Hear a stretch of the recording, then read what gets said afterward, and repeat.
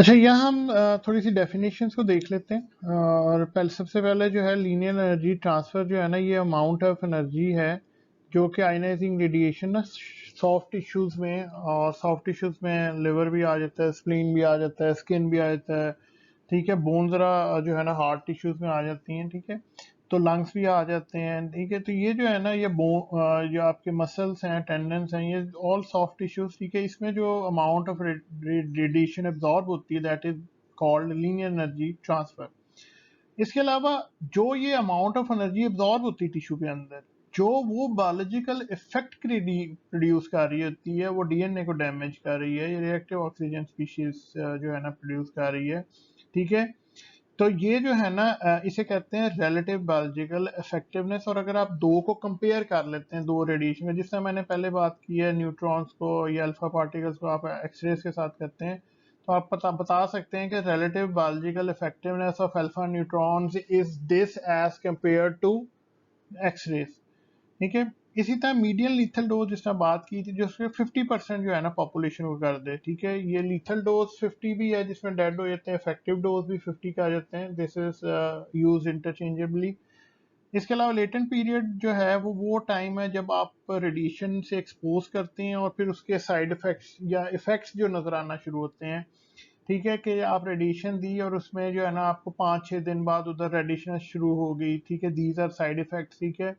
ये latent period होगा radiation का। इसी तरह अगर आपको सेल किलिंग नजर आने लगती है, ट्यूमर छोटा साइज में शुरू होने लग जाता है और 48 या 72 घंटों के अंदर, तो 72 आवर्स या 48 या 24 आवर्स जो होंगे, that is called the latent period. इसके बाद मैक्सिमम परमिसिबल डोज, हमारी मैक्सिमम डोज अलाउड कितनी है, ठीक है। ये सिंपल सी इसकी डेफिनेशन है कि ये जो आप रेडिएशन की डोज देते हैं, कि वो डोज जो कि अनडिजायरेबल इफेक्ट्स जो है ना वो क्रिएट ना करे, वो इंजरी ना क्रिएट करे नॉर्मल टिश्यूज में। वो एबनॉर्मेलिटी को तो ठीक है उसको तबाह करे, लेकिन जो नॉर्मल टिश्यूज हैं उसको ना करे। कि अगर उस डोज से ऊपर अगर आप देंगे तो नुकसान होगा, that is called maximum permissible dose. कि the amount of ionizing radiation a person may be exposed to supposedly without being harmed. Simple सी इसकी डेफिनेशन है जो कि आपने याद करनी। इसके अलावा मैक्सिमम एक्यूमुलेटेड डोज, ठीक है। कि कितनी डोज आप एब्जॉर्ब कर सकते हैं, और ये खास तौर पे देखा गया है उनमें जो रेडिएशन वर्कर हैं या न्यूक्लियर पावर प्लांट्स में काम कर रहे हैं, रेडिएशन की लैब्स में काम कर रहे हैं, ठीक है। तो उसमें जो है ना मैक्सिमम एक्यूमुलेटेड डोज जो है ना वो देखी गई है। इसका जो फार्मूला है उसका ये है कि रैम जो है ना, ये भी यूनिट है रेडिएशन का, ठीक है। एन जो है ना number -18 multiply by 5 rems per year जो है ना, ये जो पूरा आपको जो कैलकुलेशंस आएगी ना, ठीक है। तो N refers to the patient's age in years, ठीक है। 18 जो है वो minimum required for age of the person है, तो इसलिए माइनस कर देते हैं 18 को। अगर 50 है, -18 मल्टीप्लाई 5 रैम्स, ठीक है, पर ईयर जो है ना, ये आपकी जो है ना वैल्यू निकलती है मैक्सिमम एक्यूमुलेटेड डोज से। इससे ज्यादा अगर डोज हो एक साल के अंदर, डोजीमीट्री करते हैं, स्मॉल डिवाइसेस होती हैं जो कि रेडिएशन एब्जॉर्प्शन को ना कैलकुलेट करती रहती है। इवन के माइंस जो होती है ना रेडिएक्टिव, जो आपकी कोल माइंस वगैरह हैं, उन माइंस में भी रेडिएक्टिव सीपीजी होती रहती है। तो वो आमतौर पे जो अच्छे डेवलपिंग नेशंस हैं वो डिवाइस को मुहैया करते हैं, और वो हर साल के बाद ना इवैल्यूएशन होती है कि इसने अपनी जो मैक्सिमम जो डोज थी उससे ज्यादा तो नहीं अब्जॉर्ब कर लिया। अगर उसने ज्यादा अब्जॉर्ब कर लिया तो उसको काम रोक देते हैं या कुछ और प्रोटेक्टिव मैयर्स जो है ना वो करते हैं। तो मैक्सिमम एक्यूमुलेटेड डोज का मतलब है कि एक साल के अंदर आप कितनी डोज जो है ना आप इजीली अब्जॉर्ब कर सकते हैं, slowly slowly over a period of time. Total dose की जब बात करते हैं तो दैट इज सिंपल भी बात है, क्वांटिटी ऑफ रेडिएशन जो रिसीव करते हैं, ठीक है, या आप एब्जॉर्ब कर रहे हैं जो रिसीव करके, और उसको आप क्या टोटल डोज करते हैं, कहते हैं कि जी इतनी डोज जो है ना मिली, ठीक है। अच्छा, अब उतनी डोज में इसमें साइड इफेक्ट्स होना, इफेक्टिवनेस होना, उसका कोई अमल दखल नहीं। टोटल डोज है सिंपल कि इतनी डोज जो है ना वो टिश्यू ने एब्जॉर्ब कर ली है, ठीक है। डोज रेट का मतलब होता है कि हम इस तरह देंगे, 2 ग्रे देनी है लेकिन हम उसको 10 सेकंड में देंगे, उसे 1 मिनट के अंदर 2 ग्रे देंगे, 15 मिनट के अंदर 2 ग्रे देंगे। That is called dose rate. ये डिपेंड करता है किसी भी टिश्यू की एब्जॉर्प्टिव कैपेसिटी के अंदर। अगर सॉफ्ट टिश्यूज जो है ना उनको आप बहुत जल्दी नहीं देते, उनको स्लो स्लो देते हैं, ठीक है। जैसे फॉर एग्जांपल ब्रेन को आप 15 मिनट देते हैं, 2 ग्रे देते हैं। अच्छा, बोन को आप 2 ग्रे जो है ना 2-3 मिनट में दे देते हैं, ठीक है। तो अब टिश्यू टाइप पे डिपेंड करता है कि उसकी एब्जॉर्प्शन कैपेसिटी कितनी है, ठीक है, उसमें साइड इफेक्ट्स कितनी डोज पे, ज्यादा डोज देंगे तो ज्यादा हो जाएंगे। तो डोज रेट का मतलब होता है कि कितनी देर तक आप जो कैलकुलेटेड डोज जो है वो एक दिन में देनी है, तो आप वो किस तरह जो है वो डिलीवर करते हैं, कितने टाइम स्पैन के अंदर उसको आप डिलीवर कर रहे हैं। अच्छा, अब रेडिएशन जब आप देते हैं तो उसकी वजह से इंजरीज भी होती हैं, ऑब्वियसली उसके साइड इफेक्ट्स भी हैं, अगर बेनिफिट है साइड इफेक्ट्स भी हैं, ठीक है।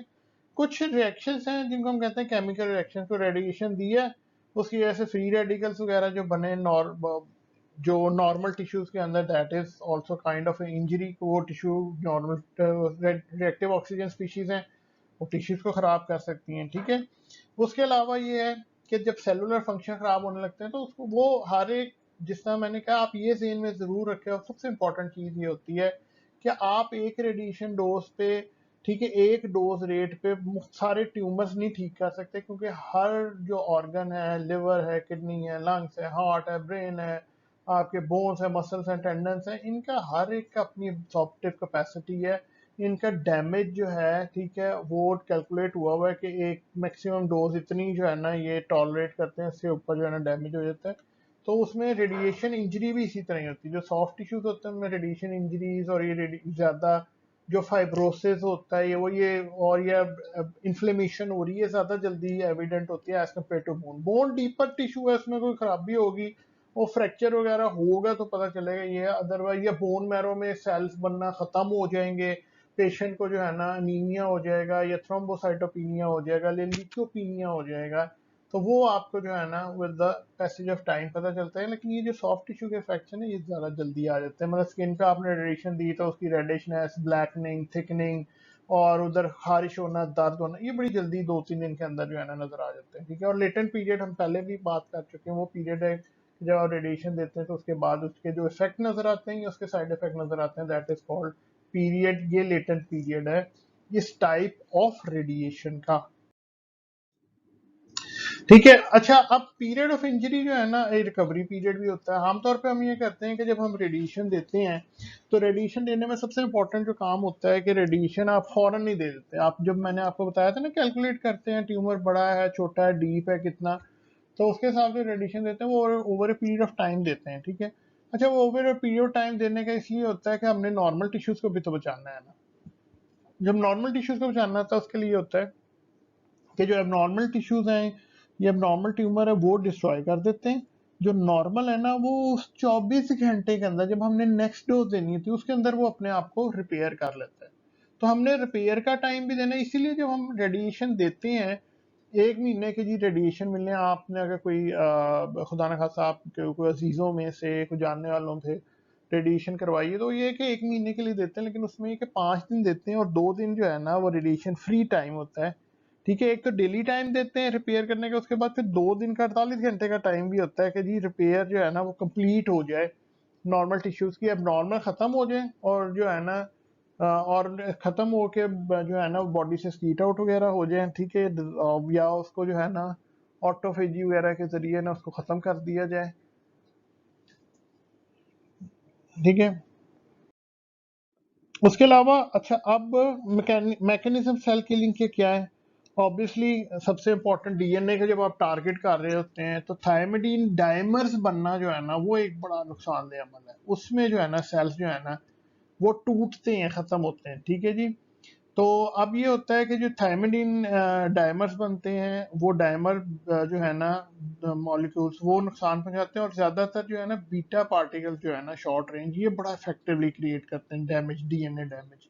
तो ये आपने जरूर याद रखना है कि जो बीटा पार्टिकल्स हैं they are much more effective, alpha particles, neutrons बहुत इफेक्टिव हैं ये सेल किलिंग और डीएनए को डायरेक्ट डैमेज करने में, ठीक है। इसके अलावा अगर आप सबसे इम्पोर्टेंट ये होता है कि अगर आप टाइप ऑफ रेडिएशन को चेंज करते हैं ना, मतलब आयोनाइजिंग रेडिएशन में आप एक्सरे यूज कर लेते हैं, तो एक्सरे इतनी ज्यादा ना, एक्सरे की बहुत ज्यादा आपको डोज चाहिए उसको जो है ना नुकसान पहुंचाने के लिए, ठीक है। वो अगर आप उसकी डोज को कम देंगे तो वो इतनी इफेक्टिवनेस नहीं होगी जितनी अल्फा पार्टिकल्स वगैरह होंगे, ठीक है। उसके अलावा सोफिस्टिकेटेड जो एक्सपेरिमेंट्स जितने भी हुए थे और किए हैं और लेटेस्ट जो टेक्निक है इसमें अल्फा पार्टिकल्स को बहुत ज़्यादा जो है ना उन्होंने किया है, और ये साइटोप्लाज्म को डैमेज किए बगैर निकल जाती हैं। जो आपकी एक्सरेज हैं वो ये करती हैं कि जब साइटोप्लाज्म से न्यूक्लियस तक जाती हैं तो साइटोप्लाज्म में भी रिएक्ट जो वाटर मॉलिक्यूल्स होते हैं उनके साथ इंटरेक्ट करके रिएक्टिव ऑक्सीजन स्पीशीज को प्रोड्यूस करते हैं। वो अल्लाह ताला ने आपके अंदर मैकेनिज्म रखे हैं, सुपरऑक्साइड डिस्म्यूटेज है, हाइड्रोजन परऑक्सीडेज एंजाइम्स हैं, कैटालिसिस हैं जो कि इसको न्यूट्रलाइज कर देते हैं, लेकिन अगर बहुत ज्यादा होगा तो ये न्यूट्रलाइज नहीं होगा और डीएनए डैमेज जो है ना वो क्रिएट होगा। इसके अलावा बायस्टैंडर इफेक्ट्स की बात की थी, और ये आप देखें ना पिक्चर में आपको जो है ना वो नजर आ रहा है, ये देखें कि एक सेल है उसको आपने रेडिएशन दी है, कुछ तो डायरेक्ट डैमेज हुआ है, नेक्रोसिस होगी, अपोप्टोसिस हो गई, ठीक है, कुछ ने रिपेयर कर लिया और कुछ जो है ना इंस्टेबिलिटी में चले गए, सर्वाइव कर गए लेकिन सेनेसेंस में चले गए, चुप हो गए।